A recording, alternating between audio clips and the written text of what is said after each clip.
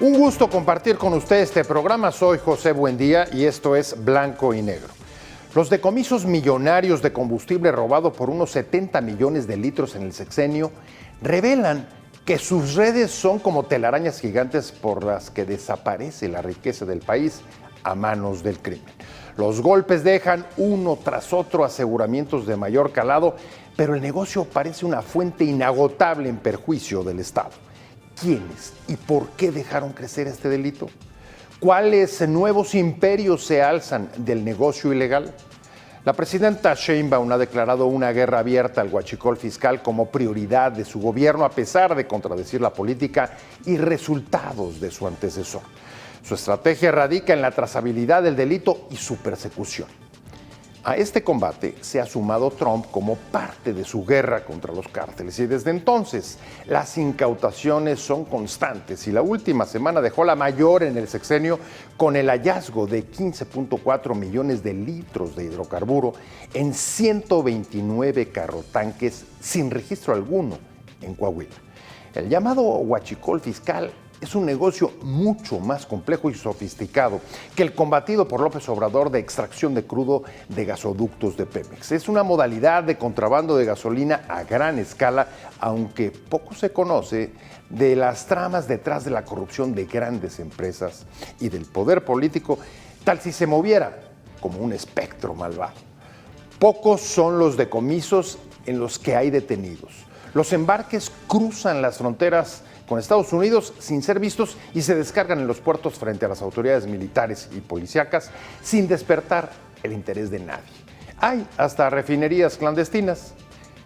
Sheinbaum y Trump están preocupados por los millones del cártel del Chapopote para la compra de armas y la construcción de imperios del crimen que penetran a la política. Ella dice que irá hasta donde tope si hay funcionarios involucrados en el negocio, pero se desconoce o no quiere decirse quiénes están detrás de un poder que puede llegar a desafiar al Estado.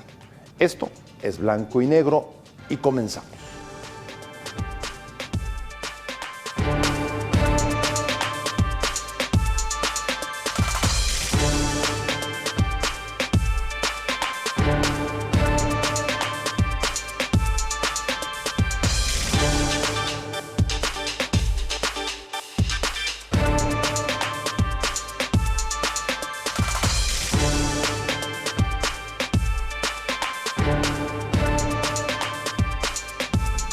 Arrancamos con Blanco y Negro. Muchas gracias por estar con nosotros. Y en efecto, hay dos evidencias respecto del huachicol. Una que, como se dijo el sexenio pasado, no se eliminó. Al contrario, desde el sexenio pasado, en los últimos años, ha crecido y se ha sofisticado hasta convertirse en un negocio muy, muy complejo que está dejando millones a los que están robando y haciendo contrabando con el combustible. Y la segunda evidencia es que el gobierno de Sheinbaum lo está combatiendo. Y ahí están los datos de decomisos que han crecido en los últimos meses de una manera que ya no es posible dejar de ver este problema. Facundo Rosas, ex subsecretario de Estrategia e Inteligencia Policíaca de la Secretaría de Seguridad Pública. Muchas gracias por estar con nosotros. Con todo gusto. No sé si estás de acuerdo con este par de evidencias. Totalmente Y de acuerdo. las preguntas que acompañan. Sin duda. ¿Qué opinas? ¿Por qué se dejó crecer esto? Se dejó de atender en todas sus aristas. El robo de combustible es un fenómeno muy complejo. López Obrador dijo que se había terminado. Sí. Lo dio por muerto. Es una narrativa que ojalá se lleve a otro derrotero. Esa no va a llevar al país a ningún puerto tranquilo. El problema del robo de combustible es muy complejo. No es solamente el que pica el ducto, no es solamente el que expende este producto ilícito o quien lo consume en el campo, en las carreteras, donde está la necesidad. El problema va más allá de aquel producto que ingresa al país con El contrabando con de documentación, gasolina, claro, de hidrocarburos. con documentación legal. Es una verdadera trampa, porque a la hora de acusar, y eso quizá explique por qué no hay detenidos de la escala superior, es que las pruebas no van a ser suficientes para fundamentar una acusación. Se requiere quizá algo que no se contemplaba apenas hace unos años, el tema fiscal. Si no se aborda desde esa perspectiva, va a ser muy complicado detener esos carrotanques de ferrocarril que pasan a la vista de todos y que no se puede llegar al fondo en este momento. A ver, pero no solo carrotanques, están pasando por la frontera, están descargando en los puertos. Y voy contigo, Iván Alamilla, periodista de Mexicanos contra la Corrupción y la Impunidad. Lo que dice Facundo es, ha habido como dos tipos de huachicol que quizá hayan evolucionado. El primero, el clásico de lo que combatió López Obrador, pinchar los ductos, y el segundo, una cosa muchísimo más sofisticada que implica la importación, el contrabando, porque importación ya tendría características legales. No, el contrabando de combustibles entre México y Estados Unidos. Dice Facundo, pues hasta que no encontramos el tema de fiscal no se pudo combatir. ¿Eso explica que se haya dejado crecer? ¿Tú coincides con eso? ¿O hay otras razones que lo expliquen? Yo creo que es una de las razones. Yo creo que hay otras razones que lo explican. Una de ellas es que el ya conocido como huachicol fiscal es el más redituable para las organizaciones criminales y también quizás para algunos políticos del país que estén coludidos con estos grupos criminales. Me parece que se dejó crecer sobre todo y especialmente en el sexenio pasado, el sexenio de López Obrador. Y como tú bien dices, es un tráfico, un contrabando de combustible que se da en las aduanas terrestres, pero también en las aduanas marítimas. Y hemos visto, como periodistas, que se concentra sobre todo en algunos estados, entre ellos Tamaulipas. Y me parece que Tamaulipas ha sido quizás un centro neurálgico de este huachicol fiscal por su frontera con Texas, que es un estado meramente petrolero y que es de donde viene en su mayor parte este huachicol. Antes de ir con Santiago Arroyo, déjame nada más precisar una cosa contigo, Facundo. ¿Estas son las aristas tan complejas a las que te referías? O sea, la protección de que puede gozar este negocio. Claro que sí. No puede moverse una mercancía ilícita, no puede perdurar un mercado ilícito si no hay una debilidad o incluso complicidad, pasiva o activa, por parte de la autoridad. Si se deja que las cosas avancen, seguramente van a llegar a lugares que todavía hoy no conocemos. Pero el tema del huachicol todavía va a dar mucho de qué hablar. No se han tocado todavía las fibras, no se ha llegado a los niveles intermedios y superiores, y cuando eso suceda va a haber muchas sorpresas, porque va a tocar no solamente líderes de estos grupos delictivos, sino también quién facilitó pasiva o activamente estas actividades. Pues si me permiten, a lo largo del programa vamos a tratar de jalar algunas pequeñas hebras que ya tenemos sobre la mesa, que ya conocemos, pero déjame ir con Santiago Arroyo, que él es especialista en energía y director de Ursus Energy, y lo tenemos vía remoto. Muchas gracias por estar con nosotros, Santiago, y me gustaría, desde el expertise que tú tienes en energía, preguntarte si hay alguna manera de que se pueda mover este volumen de contrabando de gasolina sin que haya tanto empresas fuertes para generarlo, transportarlo y entregarlo o distribuirlo, y si eso puede ocurrir en efecto sin la protección, la supervisión o hacerse de la vista gorda de las autoridades. ¿Cómo lo ves tú?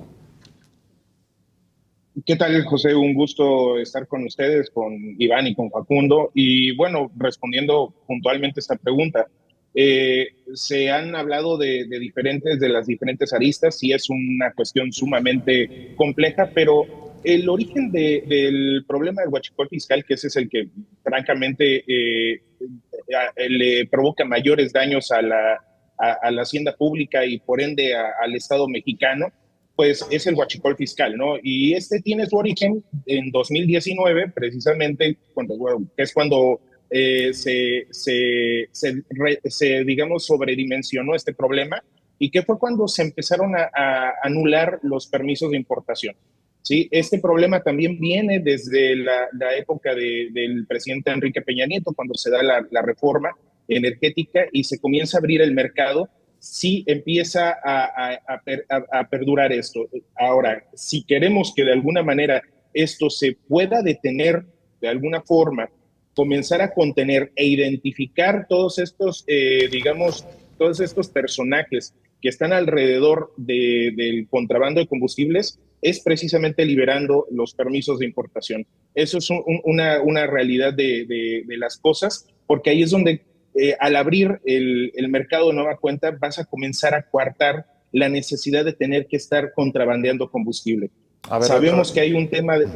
Sí, no, sí. nada más para precisar. En efecto, ayer mismo, en los últimos días, para no errarle, la Secretaría de Seguridad Pública dijo que cuando llega la administración del López Obrador se cancelaron cerca de 1,000 permisos de importación. Y tú lo que estás sosteniendo es que esa cancelación creó un mercado negro de importación de combustible. ¿Esa es tu explicación?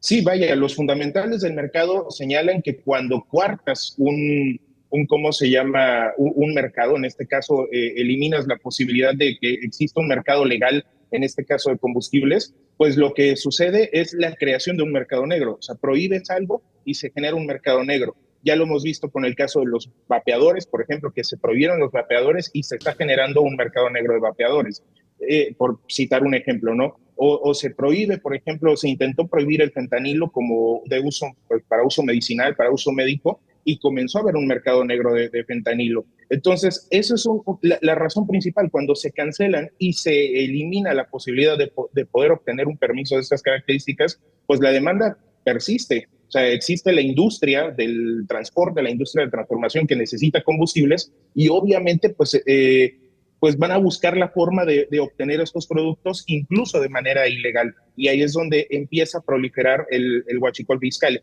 Y como lo señala Iván, en donde existe también esta parte de que es muy redituable, pues es el huachicol más redituable de todos, pues es donde, digamos, empiezan a proliferar y se genera este sobredimensionamiento de este mercado paralelo o sucedáneo del ¿cómo se llama?, de los combustibles de contrabando. Entonces, Oye, la razón es esa.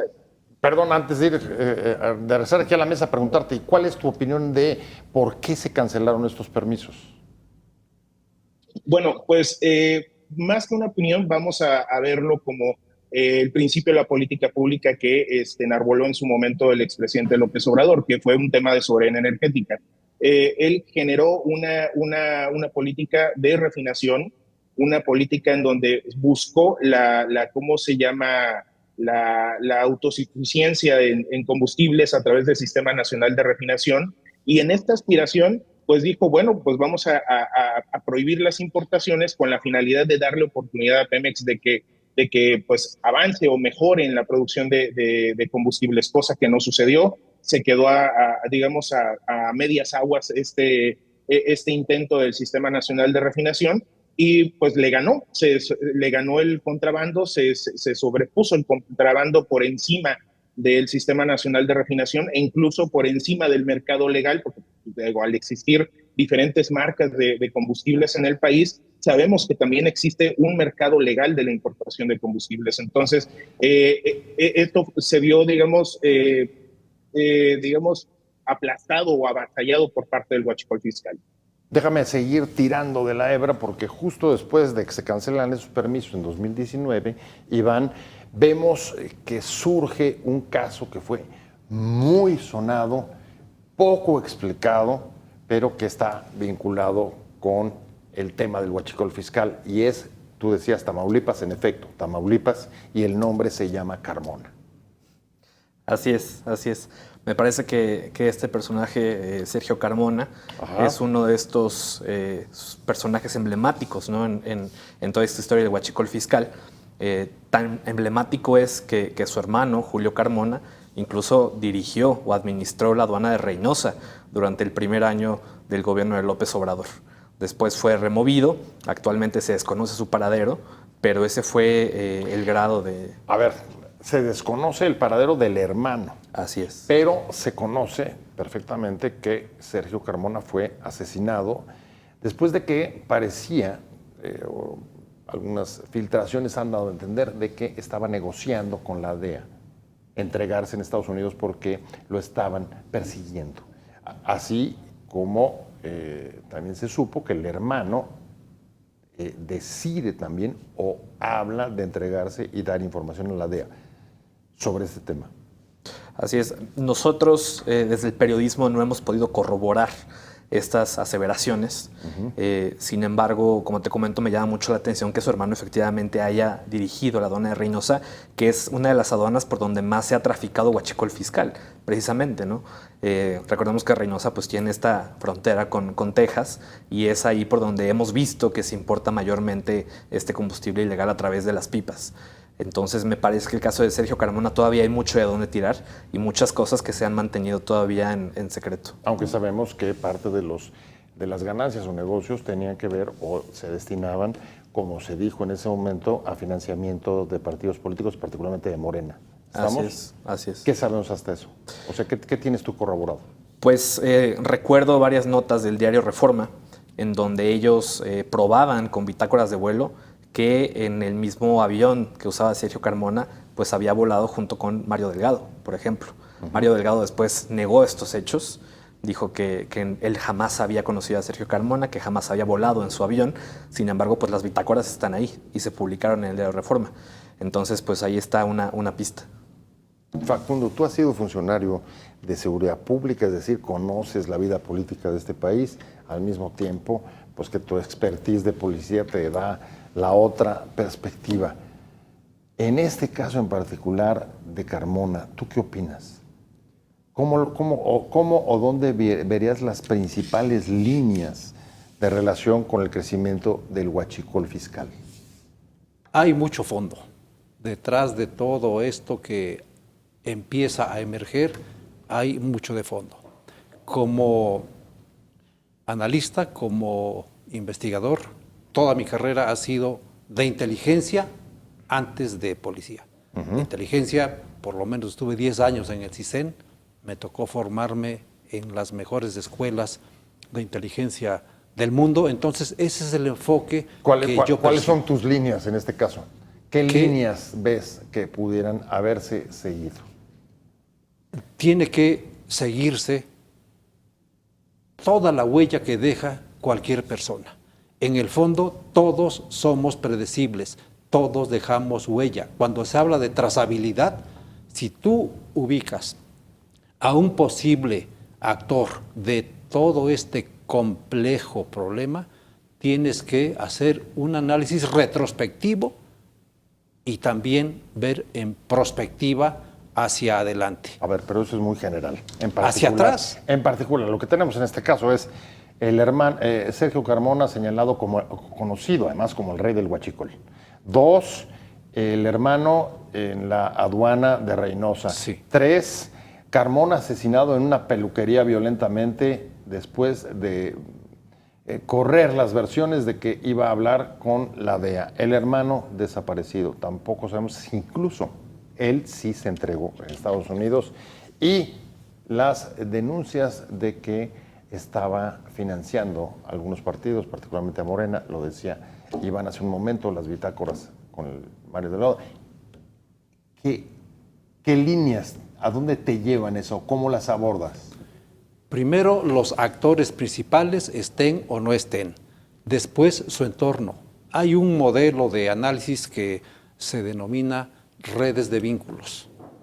Eso se analiza en segundo, tercero y hasta cuarto nivel. Ahí vas a encontrar los verdaderos cruces, la verdadera lógica de cómo operan estos grupos delictivos. Si apenas hace unos días, a raíz de lo que el expresidente Peña Nieto salió a relucir un dato en Israel, inmediatamente la Fiscalía dijo que se abrió una carpeta de investigación. A mí me extraña que no haya hecho lo mismo en ese evento del caso de los hermanos Carmona, lo que pasó en San Pedro Garza García, lo que pasó con el que se fue a entregar. Si el Ministerio Público, a partir de una noticia criminal, puede abrir una carpeta de investigación, estoy cierto que debe haber muchas, porque a través de los medios, a través de las redes sociales, fluyeron muchísimas noticias criminales que la ley indica que a partir de eso se pueden abrir carpetas, y abriendo una carpeta por persona puedes ir viendo cómo se va entretejiendo. ¿Qué se requiere? Primero, voluntad política, después capacidad de análisis, y creo que la capacidad existe. Lo primero, no estoy seguro. Ahorita regresamos con Peña Nieto porque también ha resultado embarrado en el caso del huachicol, sobre todo de los permisos, como decía Santiago, que se retiraron a la importación de gasolinas en 2019. Estamos haciendo dos temas. Obviamente, pues la Fiscalía tiene la parte que le corresponde y es autónoma y hace sus propias investigaciones. Pero se está trabajando en dos vías y es importante que se conozca, y en su momento ya se dará toda la información.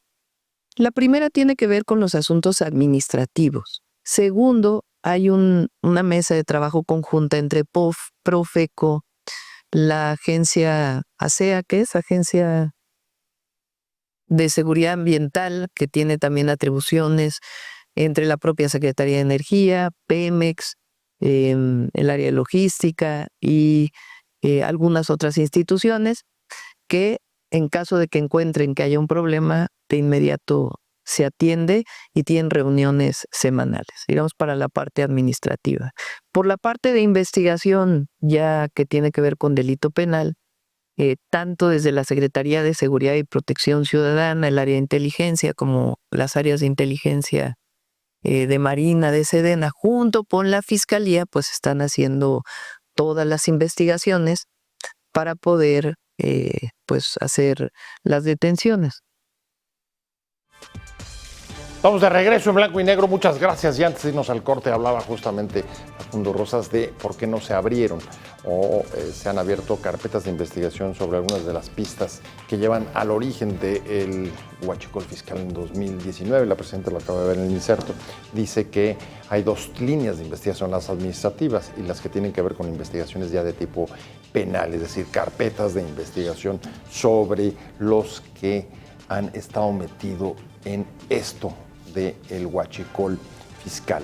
Y un punto importante, y voy rápido con Santiago Arroyo para preguntarle, sabemos un caso, bueno, tenemos dos casos identificados de empresas que son señaladas por haber incurrido en la práctica del huachicol fiscal. Una de ellas, tú lo mencionabas hace un momento, la que recibió el permiso para la importación de gasolina en el sexenio de Peña Nieto, que luego López Obrador le retiró y que los tribunales 4 años después le regresaron. ¿Qué pasó ahí? Porque hay un señalamiento sobre la política que haya seguido Peña Nieto con estos permisos. Bueno, pues aquí realmente vamos igual al fondo de la política pública del expresidente López Obrador, en este intento, digamos, de proteger la producción de petróleos mexicanos y de darle esta oportunidad de ¿cómo se llama?, o alentar la producción del Sistema Nacional de Refinación, que bueno, ya sabemos que fue un fracaso, así como se dice o como lo que es. Y vaya, pues esta situación o digamos, este vacío legal, pues fue aventajado por parte de estas empresas, ¿no? De igual manera, pues como toda empresa o como cualquier otra persona, pues accede a la justicia y la justicia pues le confiere ciertos beneficios o resuelve en su favor, porque finalmente sabemos también que la anterior administración operaba de manera pues un tanto deficiente en materia de regulación. ¿Sí? Lo vimos incluso cuando fueron propuestos los excomisionados de la extinta Comisión Reguladora de Energía.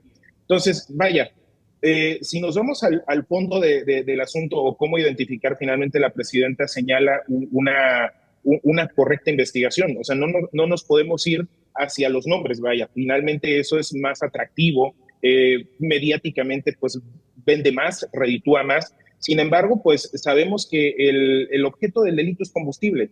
Entonces, habría que identificar en dónde está ese objeto del delito. Y eso es lo que está haciendo ahorita esta administración. Por eso hay incautaciones, por eso hay estos aseguramientos, por eso hay todos estos procesos, porque finalmente para poder identificar los verdaderos operadores, tanto privados como públicos, de este delito que daña tanto al Estado, pues es identificar a dónde se va el producto. Públicamente, o al menos la opinión pública piensa que son las gasolineras, pero no es así. Ya se ha acreditado, incluso la autoridad ha señalado que las estaciones de servicio, las gasolineras, no son. ¿Por qué? Porque un 98-99% de las gasolineras están en orden, según la Profeco y las demás instituciones que señala la propia presidenta, sino que es, digamos, la industria la que lo demanda, la industria del transporte, la industria naviera, la industria agroalimentaria, quienes pues compran a granel productos, lo compran a comercializadores, no lo compran directamente a las gasolineras, también porque ellos buscan reducir costos, y estas comercializadoras o estas empresas que tienen permisos de comercialización que son distintos a los de las gasolineras, pues pueden vender con precios más competitivos, brincándose al intermediario que es el gasolinero. Entonces, por eso es que se dan este tipo de aseguramientos, digamos, en sitios que no son gasolineras, sino que son sitios de acopio o son sitios de distribución de combustible, porque finalmente ahí es donde se trasiega el combustible hacia la industria, y principalmente la del transporte agrícola y naviera. Entonces, siguiendo esa cadena se puede dar con los responsables, porque finalmente irnos hacia los nombres y señalar, vulnerando también el principio de presunción de inocencia, pues yo creo que por ahí no va. Por eso también el gobierno, entiendo que de alguna forma pues omite señalamientos de nombres y empresas, porque finalmente se están enfocando en correr, como dice Facundo, en seguir la línea de la trazabilidad, es decir, el follow the money o siguiendo el rastro del combustible, exactamente, tanto del dinero como del combustible, ¿no? Y así empieza a darse o llegar quizás a estas personas que señalan los medios de comunicación, o incluso a personas que ni siquiera, por la misma complejidad que refiere Facundo, podemos llegar a personas que ni siquiera lo imaginamos, ¿no? Que pudieran estar relacionadas con eso, ¿no? Bueno, a ver, en efecto, Iván, la trazabilidad tendría que llevarte justo a identificar, pero no hay todavía identificados, y tampoco, como decía Facundo, carpetas de investigación. Pero lo que sí hay son lo que hemos visto en los golpes brutales, enormes, a gran escala. Estamos hablando de cerca de 70 millones de litros de gasolina incautados, decomisados durante el sexenio, y otra evidencia de que pues este asunto no surgió cuando Sheinbaum llegó a la presidencia. Eso también nos queda clarísimo. Y varios de las figuras de su propio gobierno estuvieron en el gobierno anterior. Estamos hablando de la secretaria de Gobernación, Rosa Isela, estamos hablando del gobernador de Sonora, Durazo, y podemos hablar de otros más. Pero por lo pronto, a falta de carpetas de investigación, yo creo que lo que sí se necesitaría serían explicaciones de ellos, porque no creo que esto pudiera haber pasado sin que lo vieran, ¿no? ¿Tú qué opinas? Sí, definitivamente esto es algo que ya lleva años pasando, y me gustaría platicarte de un caso muy concreto que reportamos justamente en Mexicanos contra la Corrupción. Después de este mega aseguramiento histórico que se dio en Altamira, a finales de marzo, ustedes recordarán, que llegó en este buque, el Huachicol, el Challenge Procyon se llamaba el buque. Nos dimos a la tarea, mi colega Verónica Ayala y yo, de averiguar qué empresa había importado ilegalmente el diésel a México, y la encontramos, una empresa de nombre Intansa. Esta empresa de nombre Intansa tenía dos accionistas, personajes de nombre Ricardo Ayón y Ramiro Rocha, y comenzamos a hacer lo que mencionaba Facundo hace rato. Empezamos a armar redes de vínculos para ver a qué otras empresas se conectaban, ¿no? Nos dimos cuenta que estos dos personajes que importaron el huachicol a México de manera ilegal tenían otra empresa de nombre Belure, y en esa empresa eran socios nada más y nada menos que del director de Administración y Finanzas del puerto de Tampico, por donde entró el huachicol. Es decir, un funcionario portuario del puerto por donde entró el huachicol estaba Era socio asociado, de la empresa que trajo el huachicol. no de la empresa, de los empresarios que trajeron el huachicol. Entonces ahí encontramos un vínculo, un nexo directo de un funcionario público en activo con huachicoleros. ¿Qué pasó? Pues realmente no pasó nada. En la mañanera la presidenta Claudia Sheinbaum no habló del tema, el secretario Omar García Harfuch tampoco. Nos dimos cuenta después por fuentes que nos comentaron que este funcionario fue pues despedido de una manera muy sigilosa, por supuesto, de la Cipona de Tampico, y hasta la fecha no sabemos si hay una carpeta de investigación abierta en su contra o siquiera si piensan detenerlo. Pero ya hay un caso muy concreto en el que el gobierno, si piensa actuar, pues ahí está ese caso, ¿no? Ahora, también nos dimos cuenta que este funcionario, por ejemplo, en su declaración patrimonial, pues reportaba tener una colección de cerca de 20 autos de lujo, de colección, autos del año 45, del 50, del 70, y todo esto lo explicaba con los ingresos de dos negocios pequeños, una taquería en Chimalhuacán, que la fuimos a visitar, ni siquiera estaba abierta, y de un taller mecánico en Atizapán. Entonces, una serie de irregularidades en su declaración patrimonial que tampoco se explicaban con su ingreso como funcionario público y como empresario, ¿no? Entonces, es un caso muy particular en el cual, si las autoridades quieren actuar, pues ahí estaría.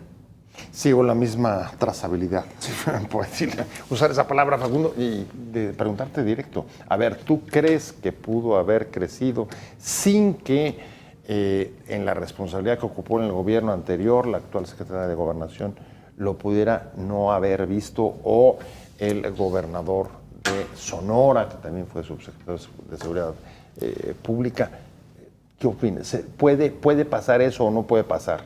Sí, y ¿Sí tan puede pasar? malo es que no lo sepas y que lo sepas y lo dejes que avance. Ajá. Eso se llama omisión. Y una omisión ¿Y la otra se acción? sanciona con la misma penalidad que la comisión por llevar a cabo el acto.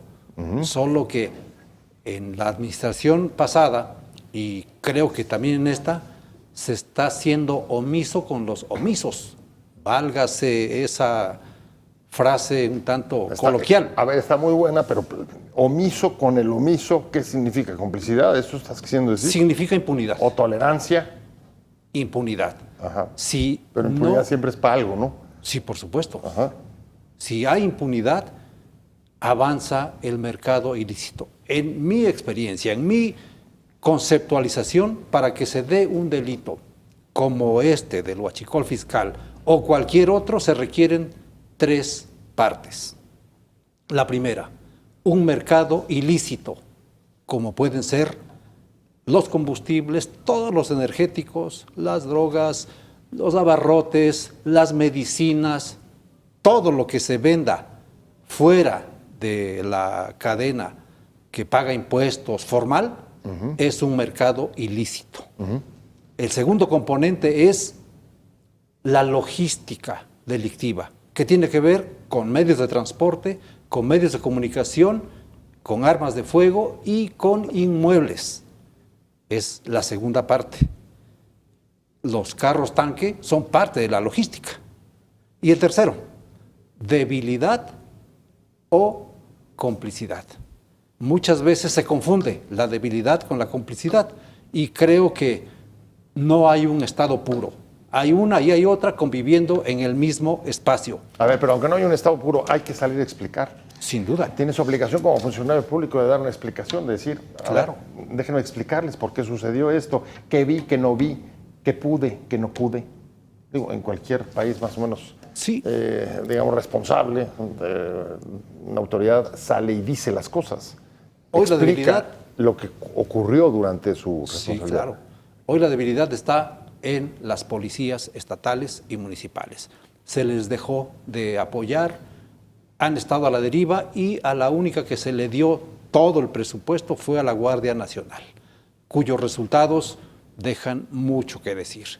En la iniciativa privada, si tú no generas recursos, te vas a la calle. Aquí no pasa nada. Hay un dato muy particular. En el año 2023, 126,000 elementos detuvieron a A ver, 2.600. pero antes de irme a corte, nada más, tú apuntas a las policías estatales y municipales, pero lo que sucedió, el caso que Iván acaba de contar, es una aduana donde baja ese combustible resguardada por el ejército. Claro, allá voy. No es... Allá voy. Ajá. Es la Guardia Nacional. Ahí no hay queja, ahí no hay carencias. Ahí está el presupuesto, el equipo y todo el apoyo desde la parte política. Entonces, ¿dónde está el problema? Si allá está la fortaleza, pues ahí no debería haber A ver, problema. pero eso suponiendo que solamente esa fue la única vez que ocurrió eso. Pero si uno ve las cifras de 70 millones de litros de gasolina de contrabando, pues no creo que todavía se hubiera movido en una sola operación. Es recurrente, José, es hubo otras. recurrente. Es recurrente, Sí. exacto.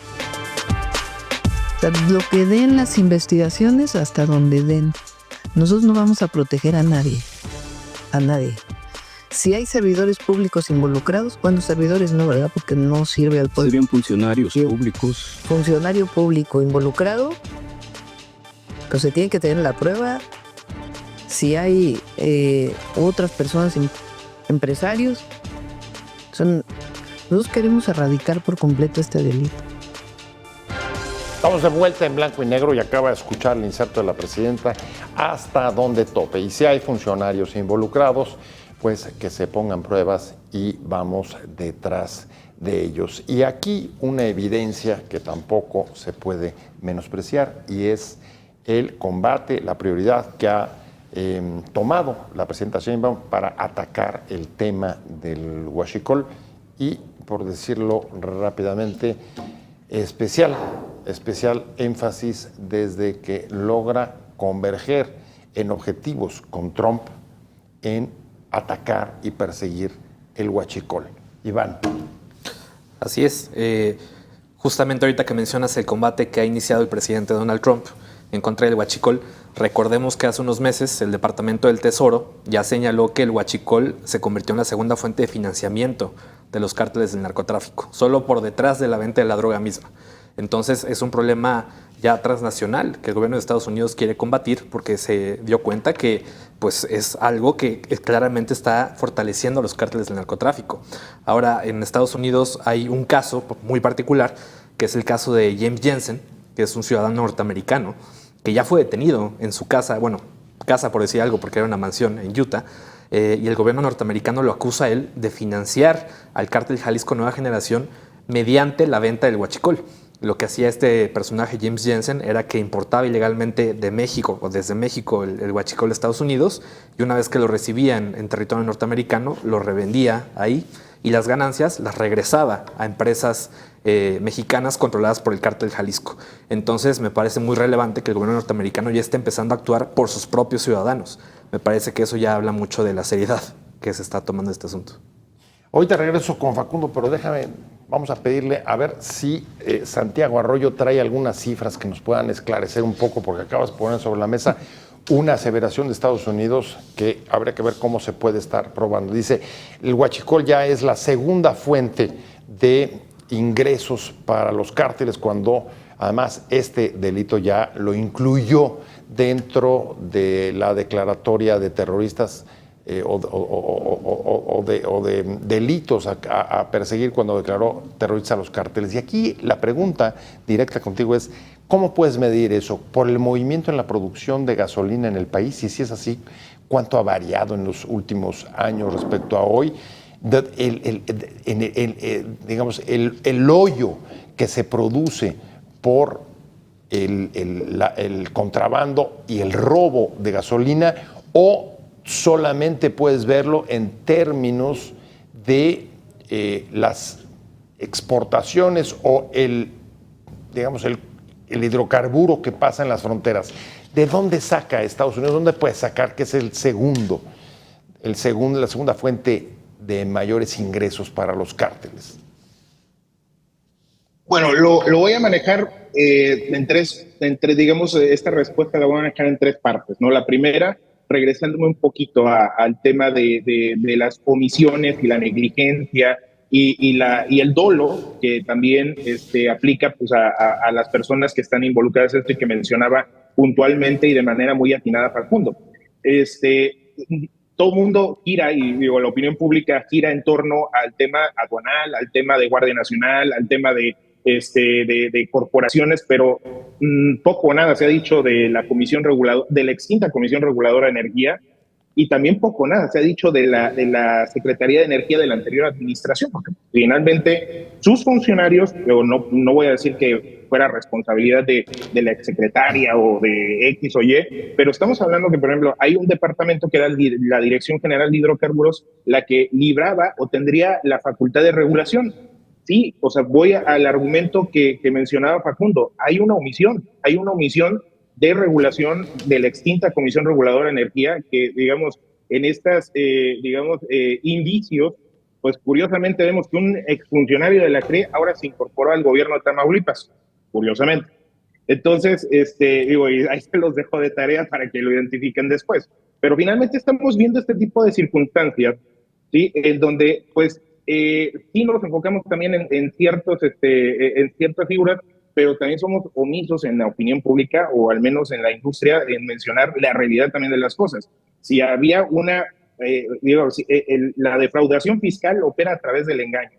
Se pudo haber engañado a algún funcionario aduanal, se pudo haber engañado incluso un funcionario de las corporaciones de seguridad, pero también existió o debió haber existido la confabulación, la colaboración o la omisión también de la extinta Comisión Reguladora de Energía, que fue una de las razones también por las cuales fue eliminada y ahora se tiene a la Comisión Nacional de Energía. Entonces, esa sería como la primera parte. La segunda parte de esta respuesta yo me enfocaría un poquito también a los datos. Sí, como bien lo refieres, y lo mencionábamos hace rato, este es un delito multifactorial muy difuso, muy complejo. Entonces, ¿cómo se mide esto? Se mide a través de las exportaciones de combustibles a Estados Unidos, que sabemos que Estados Unidos es el país de las estadísticas, ¿sí? Entonces ellos tienen bien medido cuánto combustible cruza a México. De hecho, los norteamericanos tienen a México como el primer receptor de combustible de todo el mundo. Oye, o sea, pero si es contrabando, ¿cómo lo puedes medir? Se supone que no está pasando por ningún registro. No, es que ellos lo venden como combustible. Finalmente ellos, los refinadores, los almacenistas, los traders, ellos lo venden como combustible. El problema se da cuando el comprador, ya sea mexicano o norteamericano, okay, ¿sí? Al origen, empieza a crear o a hacer este engaño con documentos, con pedimentos, con, ¿cómo se llama? Con con toda la documentación, la comienza a vulnerar o la comienza a falsear con la finalidad de cruzar el producto ya con otra denominación. O sea, que, perdón, entonces, nada más para aclarar, perdóname, o sea, es tan fácil como cotejar los registros de exportaciones con con el ingreso en un mismo periodo de importaciones de gasolina a México. Y la diferencia es lo que ha entrado de contrabando, ¿cierto?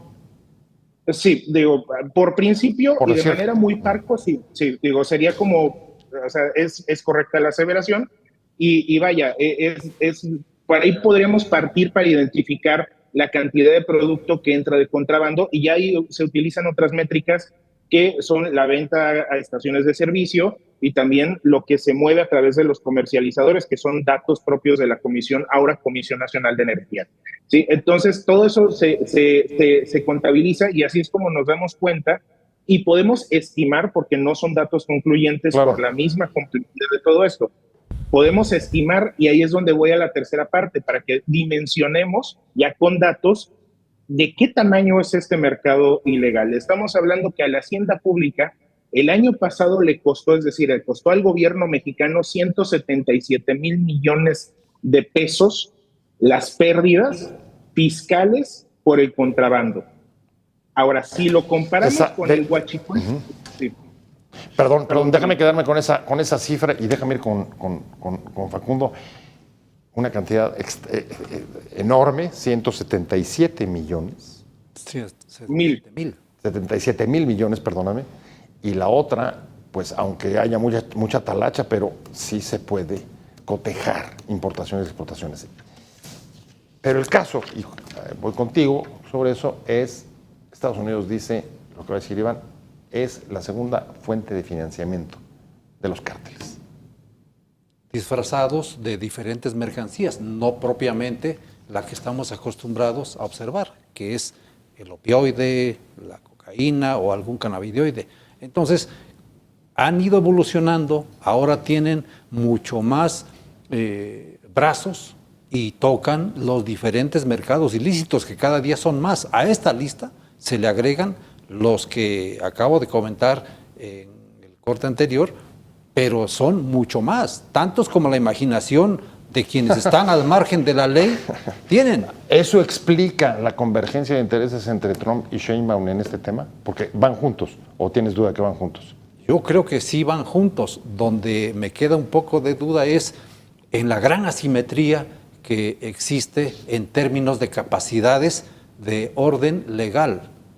En Estados Unidos, la ley en materia de terrorismo y con algunas vinculaciones tiene alcances extraterritoriales. En el caso nuestro es más limitado, y algo que escuché por ejemplo, a la presidenta, la declaración. Sí. La declaración de los cárteles contraterroristas. Exactamente, eso marca un parteaguas. Y de este lado, escuché por ahí con toda claridad, hasta donde tope, pero con pruebas. Pues yo no conozco una acusación de un Ministerio Público que se haga sin pruebas, pese a que la Constitución de pronto da manga ancha para que a alguien le regalen una orden de aprehensión sin que se la merezca. Con la presión oficiosa y etcétera. Se me fue el tiempo, la verdad es que está muy buena, está muy interesante el tema. Ya seguiremos con él, por supuesto. Muchas gracias, Facundo Rosas. Con todo gusto. Ex subsecretario de Estrategia de Inteligencia Policial de la Secretaría de Seguridad Pública Federal. Muchas gracias por haber venido con nosotros también. A Iván Alamillo, periodista de Mexicanos contra la Corrupción. Muchas gracias a los dos. Y por supuesto, muchísimas gracias. Voy contigo, Santiago Arroyo, especialista en energía y director de Ursus Energy. Muchas gracias a los tres por haber participado en esta mesa y sobre todo, pues sus opiniones son muy esclarecedoras en un asunto que parece obra de un genio maligno, oculto y opaco. Pero sobre todo, muchas gracias a usted por haber estado con nosotros hoy aquí en Blanco y Negro. Nos vemos como todos los martes y jueves, 10:30 de la noche. Mientras tanto, tenga una buena semana, páselo muy bien. Hasta luego. Adiós.